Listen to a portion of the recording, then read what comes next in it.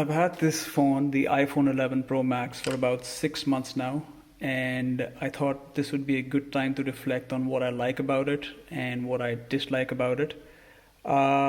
Immediately, I want to just say for those who are watching this that I recommend this phone. I really like it, and it has served me well. And there are very few things I actually complain about, and I'm just going to tell you about things I really like about it and how they stack up after 6 months of usage. Let's start with talking about something which I appreciate a lot about this phone, and that is the battery life. On an average day, I end up charging this when it falls to about 20%. I then charge it to about 100%.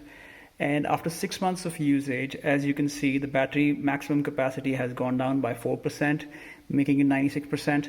Now, I don't like this too much, the fact that it's gone down by 4%, because I really try to make sure that I never drain the battery. In fact, since I've had the phone, which is 30th of October 2019, I've actually allowed the battery to drain completely just 4 times or maybe 5 times. And 2 times was because I was doing some kind of a battery test, which you can check out on my channel. So that's something which you should look out for. No matter how you use the phone, the battery capacity will go down. I think the contributor to that is the fact that we charge our battery almost every single day. Besides that, I know that it uses fast charging, and fast charging definitely has an impact on the battery life. However, having said that, I really think that the battery is pretty good, and I don't have many complaints about it. Maybe the best battery I've ever seen in any iPhone, and you quickly get used to it. I'm one of those people who get a bit paranoid if they are leaving the house and the battery is at 30%. But rest assured, even if you leave your home, at 30% and you go out and you were to switch on the battery save mode, by the time you'll get back, you'll still have about 15% juice. And you can click photographs and all that, do all of that, and it doesn't consume battery like a hog. Of course, there are factors to how you can save your battery, but that is for another video. I usually keep my location services off, and I also make sure that I don't have the background app refresh on. This saves a lot of battery. And lastly, if you want to save battery, you can go to accessibility and look for something called reduce motion and make sure reduce motion is on. Basically, that gets rid of the parallax effect, the 3D effect. And these three things can save you a lot of battery. Moving on, I love the camera. I think it's awesome. I think it's a lot of fun. And, if you see how it clicks photographs like this right here, I'm going to show you how this photograph came out. I don't know if you can see it from the phone itself, but it really is a spectacular camera, and you have some amazing options. You can actually zoom out and make it look as though you are very distant from the object you're trying to click, or you can zoom in and click a photograph, or you can do that. And you see the smooth transition. We had 3 different images, and besides that, we can always take a portrait shot. Now, let's say if I was to take a portrait shot of just myself. Okay, it kind of messed up that time, but let's see what we got. So I didn't even spend 5 minutes on this. I spent barely a few seconds. As you can see, I'm taking this video from my Pixel 3a XL. And look at that. That's a fantastic shot. And that's what I'm talking about. The camera is even better than the battery. The single reason you want to get the iPhone 11 Pro Max is because of the camera. Now, don't tell me things like, oh, you know what, I don't care about camera and all that. Don't be that guy, really. I wish I had another iPhone 11 Pro Max so I could shoot this video. Having said that, I love the Pixel 3 XL's camera, so that's why we're using it. The design is something you really end up appreciating. I have 3 cases for this. One is a simple 300 rupee case I got from Amazon. It's a silicone case. I seldom use it. Then I have a Spigen case, which is a robust case. It kind of broke on me. And then I have the plastic back case, which is a transparent case, and that's my favorite because it has a kickstand. Moving on, call quality is amazing on this phone. I never have issues with call quality. Also, when I'm talking on the phone, the volume is amply loud. That's a third thing I really appreciate about the iPhone 11 Pro Max, because I've used iPhones in the past and they have been a pain when it comes to call quality. And I always thought my Samsung phone sounded better, but definitely this is the best phone in terms of call quality. You can't go wrong. Now, in terms of iOS, again, I am I'm gonna give it like, I'm gonna say that I am okay with it. I won't say it's the best operating system. Another thing I've noticed Apple has stopped doing is that it stopped giving a software update every month or so. You probably get a software update now once every 3 months, and I'm fine with that. Spotify works great on this phone. It's absolutely incredible if you haven't used it. You can actually save your songs on the phone itself. Please mind you that I have a 256 GB model.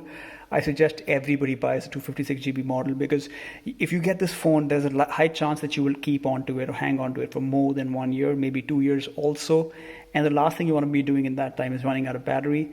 Another reason you want to have more storage space is because every single iOS application takes hundreds of MB of data. So even if I get an application as simple as, let's say, YouTube, it's probably going to take 200 MB data. If I download a game, there's only one game I play on this, and that's called Tennis Clash.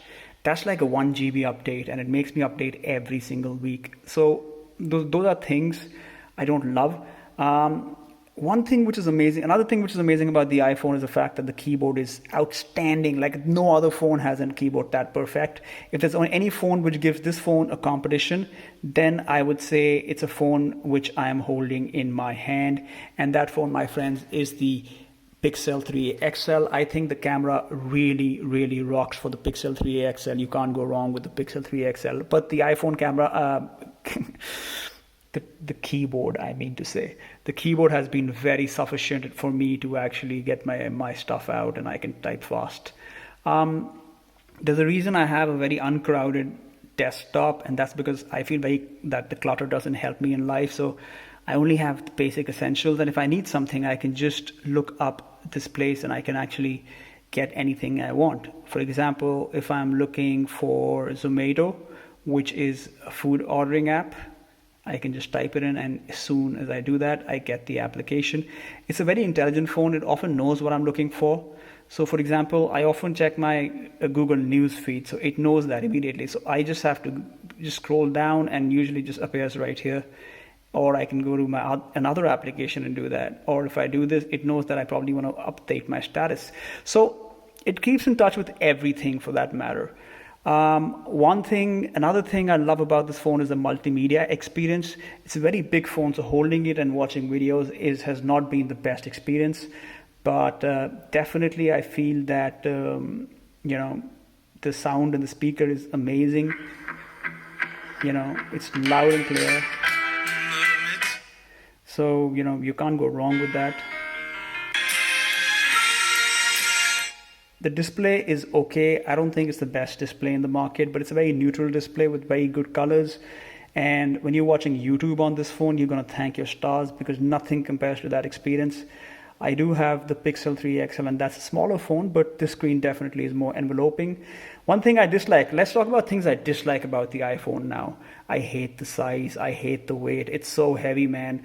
If I was to read a book on my phone, you can rest assured the next day my pinky finger is gonna be hurting a lot. Now, it's not because I'm not strong or anything like that. It's just very awkwardly angled. I don't think it's the best angle for you to read stuff. So let's say if I was to go into my Kindle and try to read a book. Yeah, this is a book I'm reading right now, and it looks amazing, looks outstanding, but I'll have to probably keep it like this and read. Now obviously I have a Kindle which I read on also. My Kindle is a paper white, it's right here. Definitely lighter and has a better center of gravity. But when I hold this up, man, oh my God, it's a behemoth. It's very big, and it doesn't help. So I don't like the size at all. I wish the phone was a little more practical to hold. It's really thick, but it's a good weight. But again, if you're going to be reading on this, you're going to have a tough time. When I'm gaming on this, sometimes if I do it for 1 hour, like the only game I've ever played on an iPhone is the tennis game. And when I'm playing this game, sometimes for half an hour, 45 minutes, I have to hold the phone with my left hand and use my right index finger on the phone. That's a pain in the ass. Yeah, and so it's something to look out for. It's not something which you want to, you definitely want to check out this phone before you buy it, like the size and weight of it. Because with the case, it becomes as heavy as a dumbbell.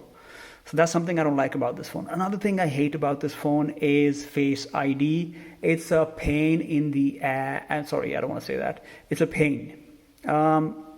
Another thing which is really, really sad and shocking is that Siri has become an absolute cow.